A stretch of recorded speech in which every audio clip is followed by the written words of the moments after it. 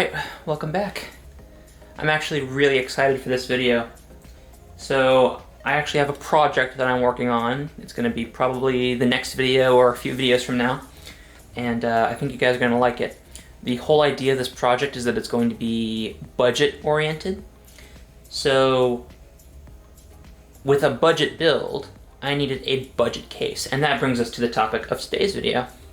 So here we have the, let me see if I can get it up here. Get this in the frame. Corsair Carbide 175R.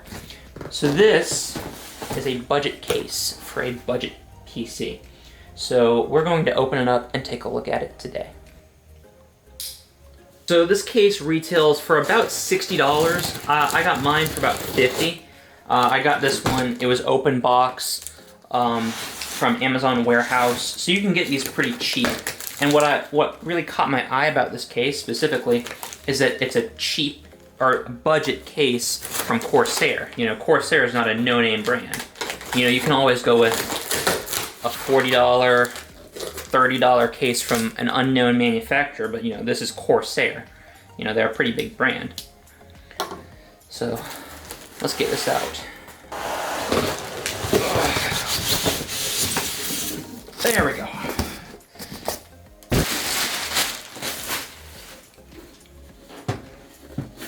All right, here we are. The only other thing in there was this little booklet. You know, it's open box, so it's basically like new. It even has the plastic on here.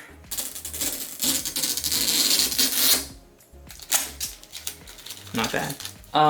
So starting off, let's take a look on the outside here.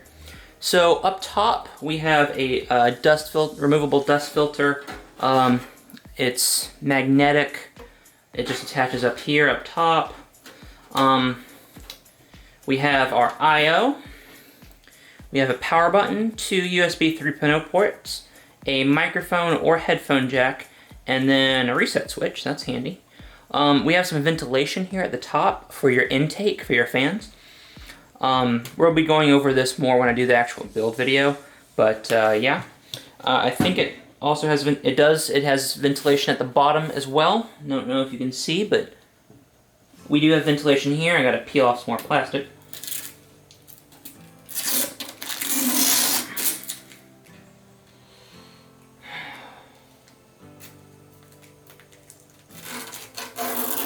There we go. So now let's take a look at the, this logo I should mention. I could probably show this off later. No, I can't. So I'll just tell you now. This logo is RGB, and it'll plug into an RGB controller on the motherboard. Spoiler alert, our motherboard's not going to have that, so we won't be able to utilize that. So let's get on to the main event, and let's look on the inside. So this actually reminds me of an in-win case that I have. We have a tempered glass. It's a dark tinted tempered glass side panel.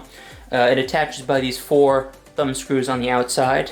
So let's go ahead and get this open. I think it's just unscrews. Oh, these screws don't stay in. I did not know that. So these screws, don't lose them. Ooh, I know it's budget, but that's rough. People are gonna lose these screws. Okay, so once we get the screws off, then it should just be as simple as sliding it. Oh, it just pulls out. Okay. It'll pull out and comes off. So you can see it's tinted black. We have a black outline to hide any RGB strips or anything, so you can spruce up the inside. And it has more plastic on it that you can peel off. Let's set that down. And now let's take a look at the inside. So this case supports ATX, full ATX motherboards. I don't believe it will support eATX, but that should be fine for most people. If you're using an eATX board, you're probably going to splurge on something a little bit nicer. So let's look on the inside here. As you can see, we have rubber grommets along the side here for your cable management. We have all of our wiring that'll go to the front panel. We got USB 3.0 connector, button connectors, we got RGB, fans, so that's all pretty standard stuff. We have a PSU shroud, so you can just pop in your PSU and you don't have to look at it. That's pretty nice. So on this side here, on the front side, you have room for 3 120mm fans, or you can have 2 140mm fans. I believe up top it allows for only 2 120 fans. I could be wrong, but fans, it might be 2 140 judging by the spacing up here, but I can't say for certain. Moving to the back side, shouldn't be anything too exciting here. You just got your I/O shield cutout, power supply opening. Now, one thing is, if you pull this out, you have a very small dust filter. In my opinion, you know, better to have a dust filter than not. Not all cases have it. You do have a cutout for your power supply to breathe, so there's that. We got some rubber feet, so it'll stay put if it's on your desk. That's all nice and good. So we're gonna slide that back in. And now, let's take a look at the other side. Also, yeah, these thumb screws, they don't stay in, or they don't stay in, they come out, so don't lose these. So then we just pull this off. This is probably the cheapest feeling part about this case. This is the kind of panel you'll find on a lot of budget cases, but it's not too bad. It does feel, for a budget case, this metal does feel good. I believe this is steel. Either steel or aluminum, I'm not sure, but it does feel good. Looking at the back, you have your cutout for your motherboard if you need to put a CPU backplate on here for liquid cooling or whatever. You should have room for an AIO if you wanted to do liquid cooling on here. It is not the most spacious. Like if you wanted to run a custom loop, you're not going to have clearance for a radiator or something like that. So this is probably not the custom water cooling loop case, but if you're already willing to spend that much money on custom loops, you're going to splurge on a better case. So here we have 2 trays for 2.5-inch drives. These are where your SSDs are going to go. And then lastly, what I love, especially coming from an engineering background with working with servers and everything, we have some toolless 3.5-inch hard drive caddies. I love these. I think these should be standard on every case. I am seeing more and more cases adopt this standard, and I just think that this is fantastic. Love this. Love it. There's only 2.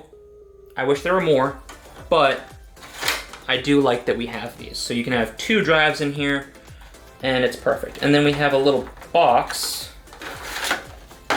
What's in the box? Let's see what's in the box. I assume this is just like miscellaneous screws and stuff.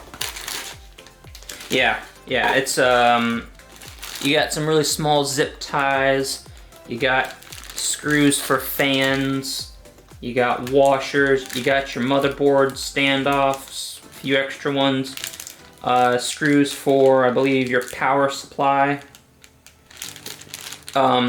Everything that you could think that you need, it's in the back. So don't worry about that. Very nice of Corsair to include that. So yeah, I think that about wraps it up. That was just kind of an overview of the Corsair Carbide 175. Overall impressions for $60. I got mine for $50, but for $60, still, I'd say this is pretty good. Again, the only downside I can see to this is you really don't get much support if you want to run water cooling, custom water cooling especially. So I can see that being a turnoff, but like if you just want a budget case, man, this is a very, very compelling option. And like there are a bunch of other brands, like I guess lesser known brands I should say. But, you know, this is Corsair. They make great cases. This was just kind of an overview. We're going to go into more detail when I do the final video where we put a build in here, and I think you guys are actually really going to enjoy that because what it's going to be is it's going to be especially tailored towards students, engineering students. If you need a PC that's affordable to get some work done, I think you're going to enjoy what I have to show you there. All right, that's going to conclude the video. Thank you guys so much for watching, and we will see you next time.